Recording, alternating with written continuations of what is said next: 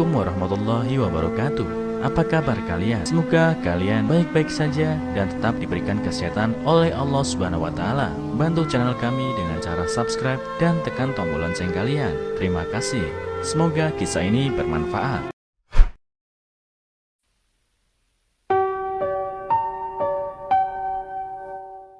Ibu mengetahui putranya sudah seminggu tidak masuk sekolah, melihatnya dengan kereta bayi di samping rumahnya. Dikutip dari erabaru.net, seorang ibu khawatir ketika dia menemukan putranya tidak bersekolah selama seminggu dan memutuskan untuk menyelidiki alasannya. Tapi sebelum dia bisa melakukannya, putranya tiba di rumah dengan kereta bayi dan mengakui sesuatu yang mengejutkannya. Emma Spincher adalah seorang ibu tunggal yang membesarkan putranya, Theo, setelah suaminya Clark meninggal karena COVID 2 tahun lalu. Theo baru berusia 10 tahun ketika semua itu terjadi. Dan Emma yang adalah seorang ibu rumah tangga saat itu berjuang selama berbulan-bulan untuk mendapatkan pekerjaan di New York tempat mereka tinggal. 2 tahun setelah ini, ketika Theo berusia 12 tahun, dia bersikeras agar Emma membiarkan dia pergi ke sekolah sendirian, seperti teman-temannya. Emma tidak ingin melakukan itu karena Theo masih terlalu muda untuk ditinggal sendirian. Tetapi karena sekolahnya dekat, dia menyerah dan memberinya telepon dan buku catatan dengan kontak penting untuk dihubungi jika terjadi keadaan darurat.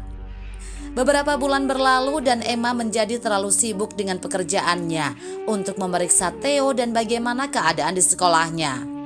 Suatu hari saat mengepak ranselnya, dia tiba-tiba menemukan rapotnya dan menemukan nilainya berada di titik terendah sepanjang masa. Emma tercengang untuk sedikitnya. Dia mengkonfirmasikan tentang hal itu, tetapi sebagai tanggapan, Theo mulai menyerangnya. "Bu, berhenti bertingkah seperti itu. Aku bukan anak kecil dan kamu tidak berhak menggeledah barang-barangku tanpa izinku." Dia berteriak padanya saat dia mengambil tasnya dan pergi ke sekolah. Emma terkejut dan tidak percaya putranya bertindak seperti itu. Pada saat yang sama dia khawatir bahwa dia tidak memperhatikan studinya dan memutuskan untuk mendiskusikannya selama akhir pekan ketika mereka berdua bebas. Tapi sebelum itu, pada hari Jumat, dia menerima telepon dari sekolahnya yang mengguncangnya. "Halo Nyonya Spincher, apakah semuanya baik-baik saja di rumah? Sudah seminggu dan Theo tidak muncul di sekolah.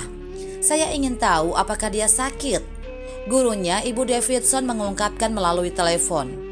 Emma bingung dan hampir menjatuhkan telepon. "Apa?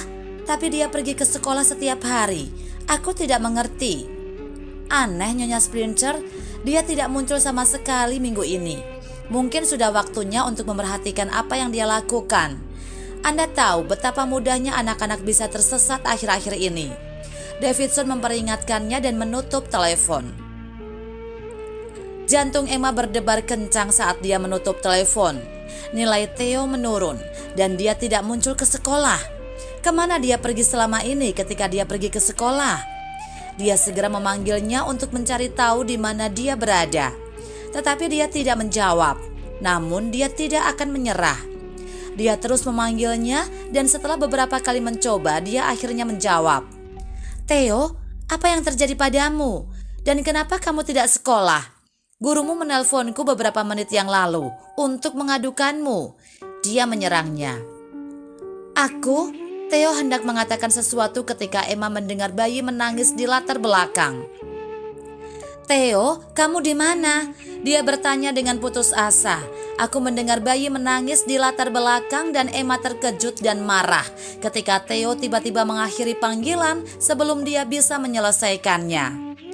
Dalam perjalanan pulang malam itu, satu-satunya pikiran Emma adalah tangisan bayi dan ketidakhadiran Theo dari sekolah.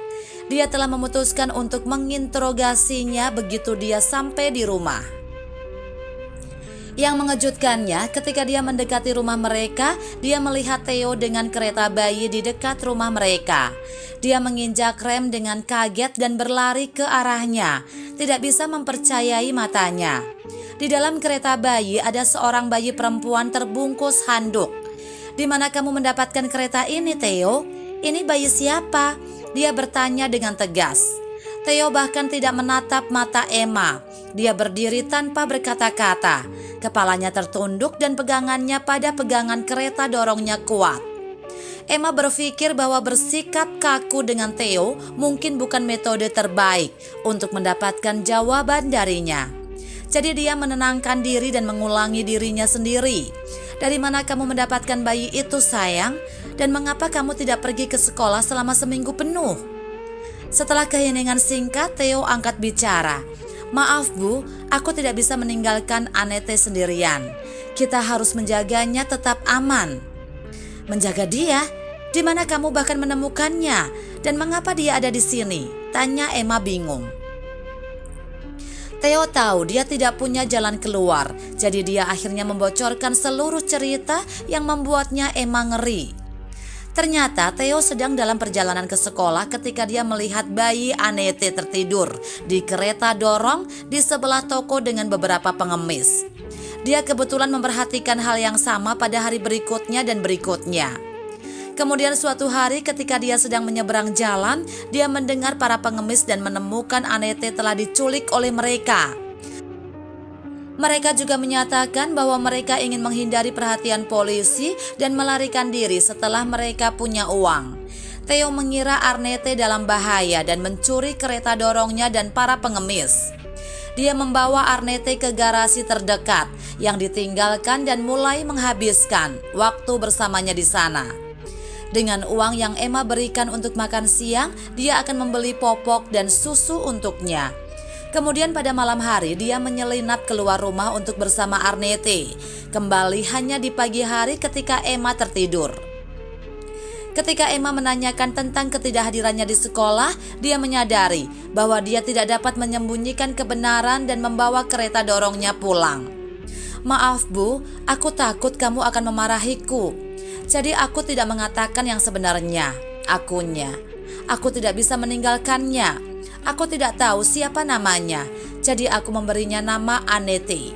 Bisakah kita mempertahankannya?" Emma menggelengkan kepalanya tidak percaya.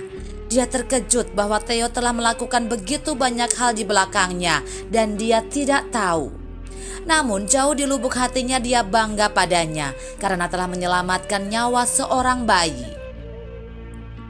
"Theo," katanya lembut, "aku senang kamu menyelamatkan Anete. Tapi aku marah kamu berbohong padaku. Berbohong bukanlah hal yang baik, sayang." "Maaf Bu," jawabnya sambil menundukkan kepalanya.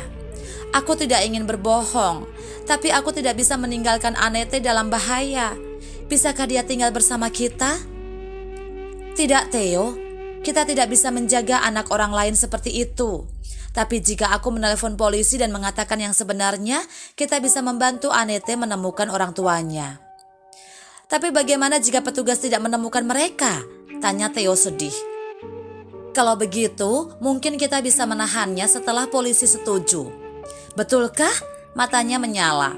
"Iya sayang, soalnya kejujuran selalu menjadi kebijakan terbaik. Apakah kamu berjanji untuk selalu jujur padaku mulai sekarang?" "Iya Bu, aku berjanji." "Sekarang, ayo panggil polisi dan beritahu mereka tentang Anete," katanya dengan gembira. "Baiklah kalau begitu." Emma menelepon petugas dan memberitahu mereka tentang situasinya. Dia juga bertanya kepada polisi apakah dia bisa menjaga Anete bersama mereka sampai orang tuanya ditemukan. Dan untungnya mereka menyetujuinya setelah verifikasi dokumen. Sementara Anete tinggal bersama Emma dan Theo, para detektif melacak dan menangkap pengemis yang telah menculiknya dari kota terdekat. Mereka juga melacak ibunya, Julia. Dia adalah seorang ibu tunggal seperti Emma dan mengungkapkan bahwa nama asli bayi Anete adalah Lily. Julia menangis ketika dia mendapatkan Lily kembali. Dia tidak bisa berhenti berterima kasih kepada Emma karena menjaga Lily tetap aman dan menjaganya. Emma dan Julia telah berteman dekat sejak hari itu, dan mereka sering bertemu di akhir pekan agar Lily dan Theo bisa menghabiskan waktu bersama. Nah, apa yang bisa kita pelajari dari cerita ini? Tidak peduli seberapa sibuknya Anda, pastikan Anda berkomunikasi dengan anak-anak Anda secara teratur.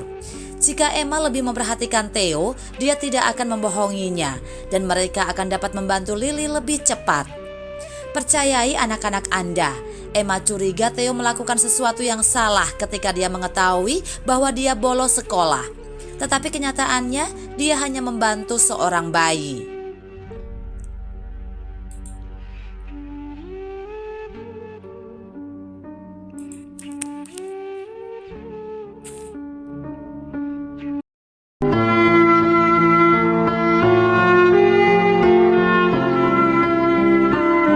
Assalamualaikum warahmatullahi wabarakatuh. Apa kabar kalian? Semoga kalian baik-baik saja dan tetap diberikan kesehatan oleh Allah Subhanahu wa taala. Bantu channel kami dengan cara subscribe dan tekan tombol lonceng kalian. Terima kasih. Semoga kisah ini bermanfaat.